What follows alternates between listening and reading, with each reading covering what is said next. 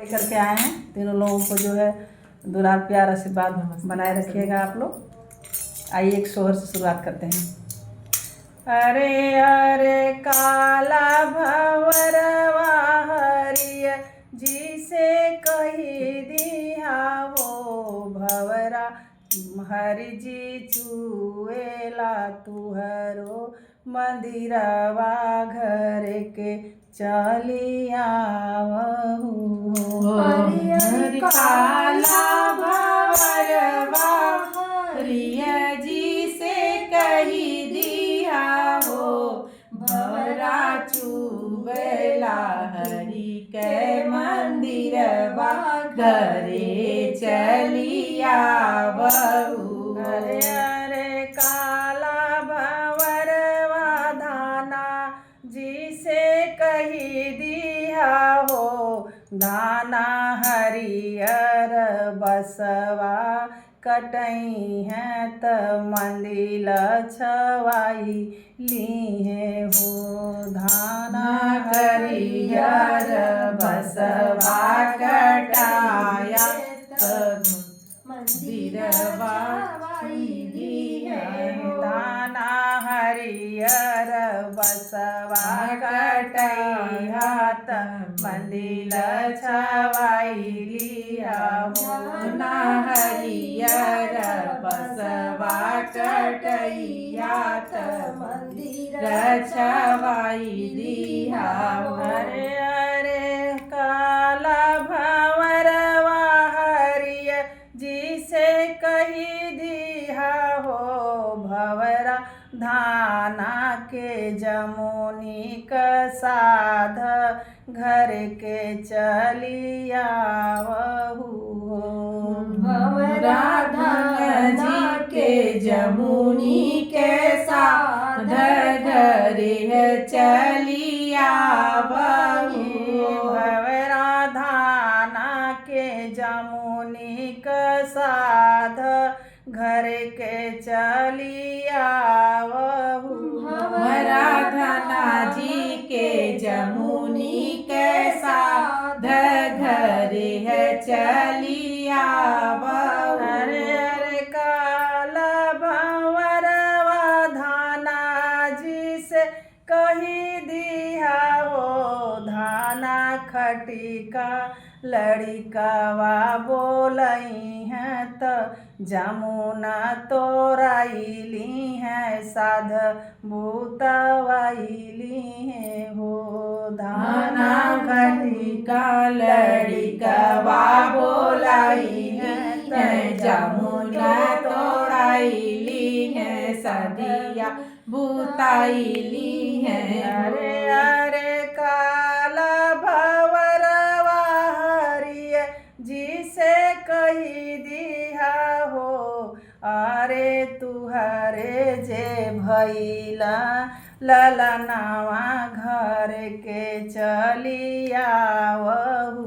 अरे काला भंवरवा हरिय जिसे कही दिया हो भंवरा तुहरे जे भैले नंद लाला घरे चलिया हे हरि जी तुहरे जे भैला नंद लाल घर के चलिया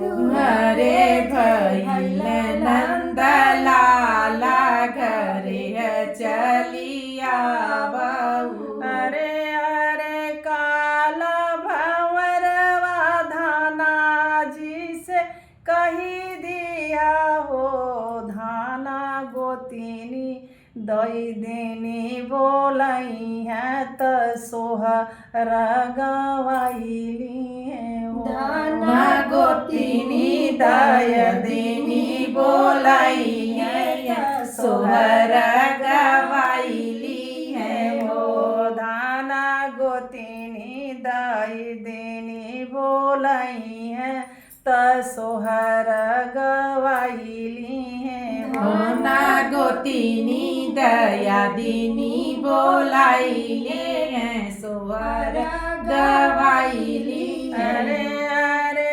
काला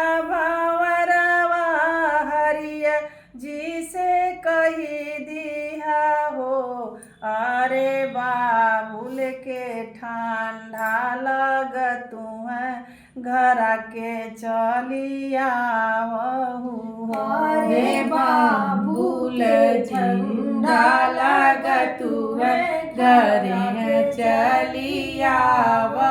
रे बाबू के ठंडा लागत है घरा के चली आवहु हो। अरे बाबू के ठंडा लागत है घरा के चली आवहु।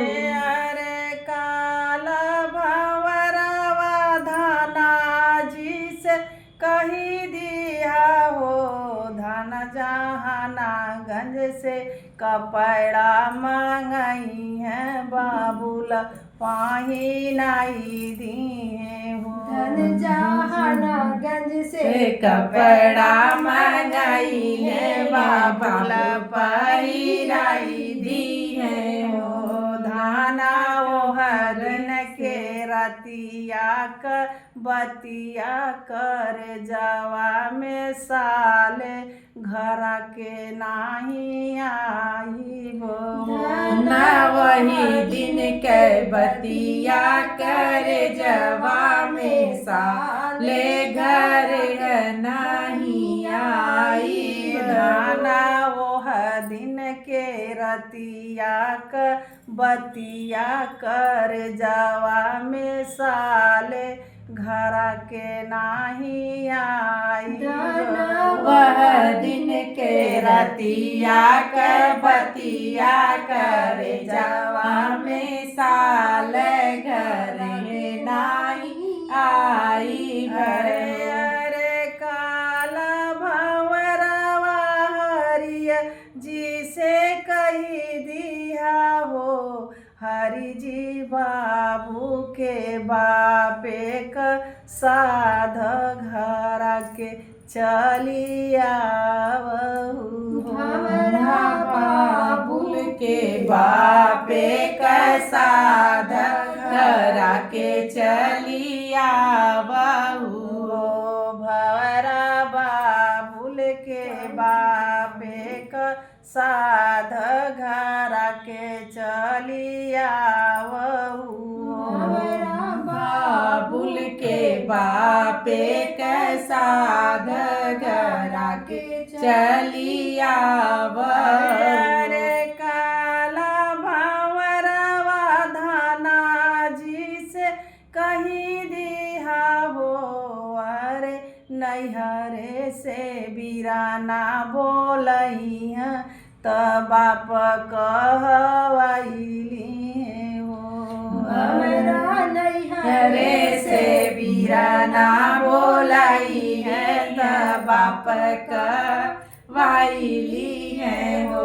धाना वो दिन के रतिया क बतिया कर जावा में साल घर के नाही आई वो।